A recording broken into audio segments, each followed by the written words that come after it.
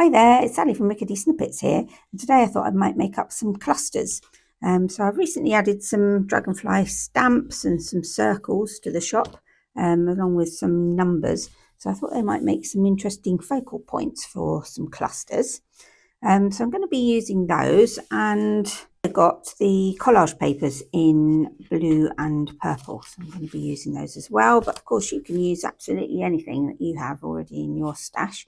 And I've got some lace and this lovely buff coloured tissue paper as well. So let's get cracking.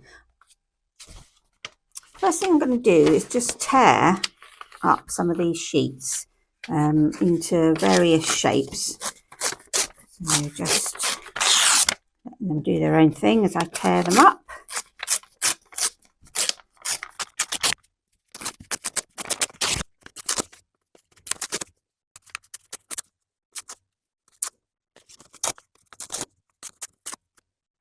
There we go, so a nice messy heap of things to use. So all different shapes, and I've torn out some long strips like this that we can use for some detail, and I've also cut some strips out as well. So just move that to one side. So what I usually do is just grab some shapes, and I want a combination of vertical shapes and more kind of square shapes, and then some horizontal ones as well. And I find that if you have that combination in a cluster, then they balance each other quite well, and different sizes as well.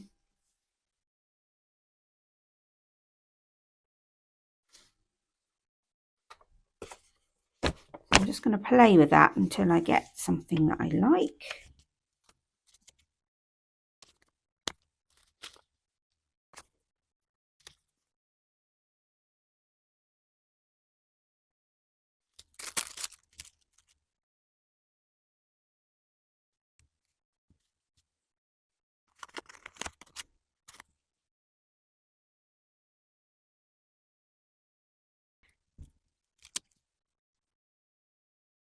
And then I'm going to have a look and see what I can use as a kind of focal point.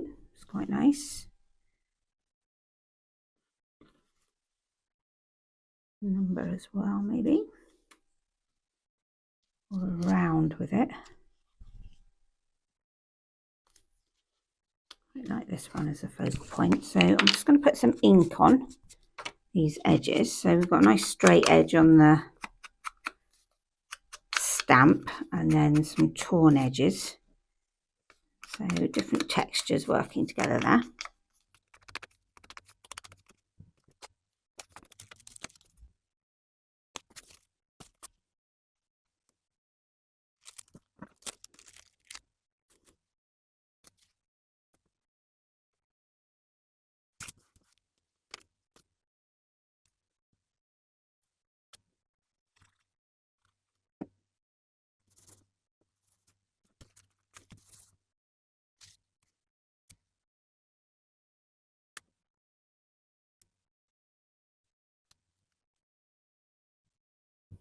There we go, one cluster.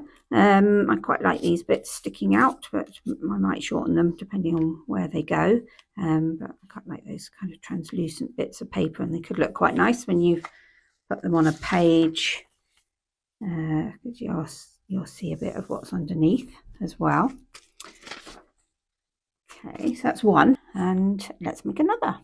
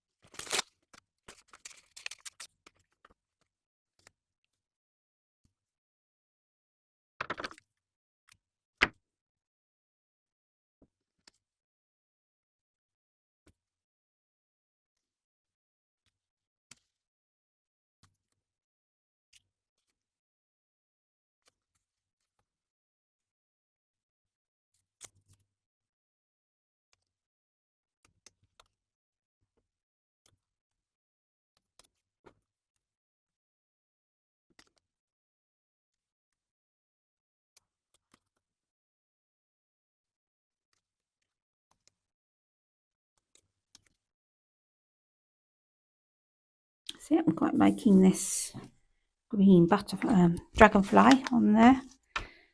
I'm just going to ink those edges again.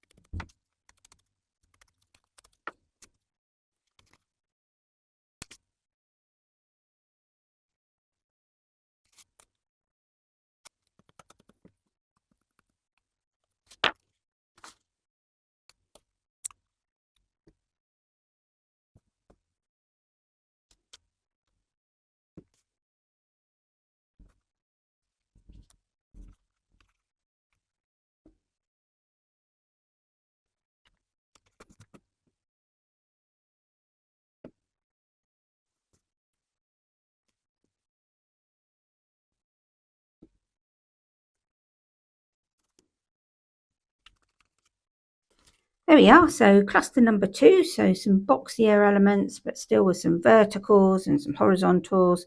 And I just put a bit of ink on that number there to tone it back a bit. It was a little bit too vivid, so it blends nicely with that background now. So let's make one more.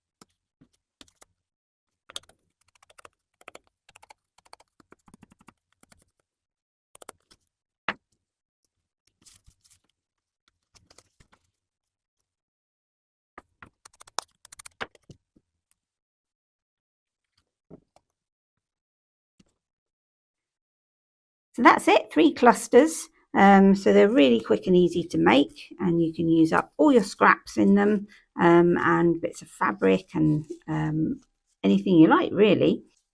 And they're really nice things to use in your junk journal, so you can just stick them on a page or use them as a pocket, or maybe as a topper for your junk journal, and in card making too. So if you get stuck, I know some people say they find it quite hard to put together a cluster.